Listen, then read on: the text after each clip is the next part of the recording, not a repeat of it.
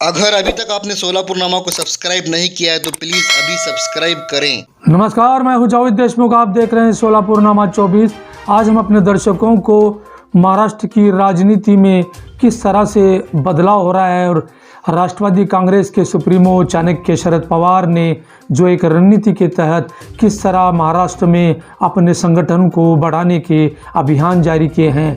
शरद पवार के राजनीतिक में सबसे बड़ी महत्वपूर्ण बात ये बताना चाहता हूँ कि अल्पसंख्यक समुदाय को 3 पार्टियों की सरकार में 2 मुस्लिम समुदाय के लोगों को कैबिनेट दर्जे का मंत्री पद दिया गया।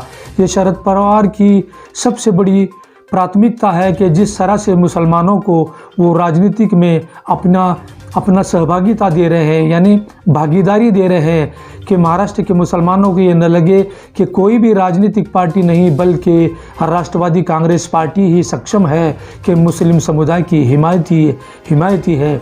उन्होंने नवाब मलिक और हसन मुशर्रफ को कैबिनेट दर्जे का मंत्री पद दिया। सबसे बड़ी बात यह है कि सोलापुर शहर के महेश कोटे के लिए उन्होंने अपने ट्विटर अकाउंट में एक महत्वपूर्ण बात बताई कि एक समय था कि सोलापुर शहर और ज़िला कांग्रेस का बाले किला माना जाता था। महात्मा गांधी, इंदिरा गांधी और नेहरू के विचार से जुड़ा सोलापुर अब भाजपा के पाले में नजर आया और ये परिवर्तन क्यों हुआ, किस लिए हुआ, उन्होंने बड़ी चिंता जताई और उन्होंने कहा कि अब समय आ गया है कि महेश कोटे जैसे लोगों को फिर से सोलापुर और शहर ज़िले में वही गांधी विचारधारा और नेहरू विचारधारा की लहर नजर आएगी। ये शरद पवार का अनुभव है। शरद पवार को प्रति व्यक्ति के बारे में एक बहुत बड़ा अनुभव माना जाता है। वो चाणक्य हैं। उन्होंने अपने ज़मीनी स्तर के कार्यकर्ता से लेकर उच्च स्तर के लोगों को, नेताओं को तक उन्हें ज्ञान है। वो अपने कार्यकर्ताओं को किस तरह से सक्षम और प्रबल बनाना उनकी अपनी शालीनता है और उनकी अपनी एक चाणक्य नीति है। हम शरद पवार के प्रति इस बात को जनता के सामने उजागर करना चाहते हैं कि शरद पवार आज सोलापुर दौरे पर आए हुए हैं। सोलापुर में उनकी दिलचस्पी क्यों है? एक समय था वो एक सोलापुर शहर के कांग्रेस के निरीक्षक थे।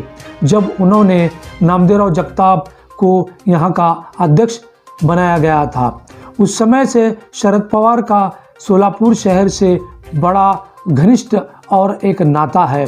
शरद पवार सोलापुर शहर और ज़िले के कार्यकर्ताओं की एक नस से वाकिफ़ हैं। शरद पवार को इस बात का ज्ञान है कि कौन सा व्यक्ति कितना सक्षम और कितना प्रबल है। शरद पवार ने अपने बीते 5 से 6 दशक के राजनीतिक यात्रा में उन्होंने बहुत सारे चढ़ाव उतार देखे हैं, लेकिन हमारा अनुभव और हमारी विश्लेषणता इस बात को दर्शाती है कि शरद पवार ने कभी भी उतार नहीं देखा, सिर्फ चढ़ाव देखा।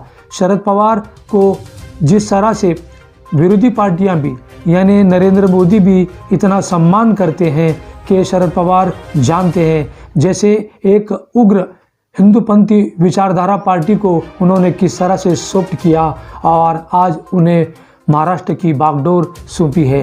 ये शरद पवार की अपनी बहुत बड़ी सफलता है कि उन्होंने एक आक्रामक बाला साहब ठाकरे के सपुत्र उद्धव ठाकरे को महाराष्ट्र की बागडोर दी और आज उद्धव ठाकरे बड़ा अच्छा काम कर रहे हैं। माँ विकास आघाड़ी के नाम पे महाराष्ट्र में उन्होंने बहुत सारे काम आरंभ किए हैं। इसी से प्रभावित होकर उद्धव ठाकरे ने शरद पवार समृद्धि योजना लागू की, जिससे किसानों को बड़ा लाभ होगा।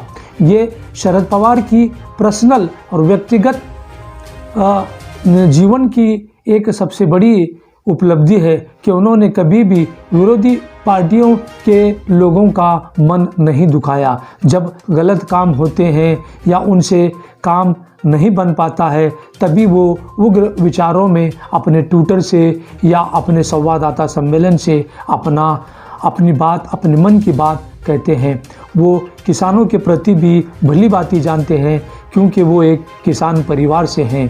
वो किसानों के दुख दर्द को अच्छी तरह समझ सकते हैं।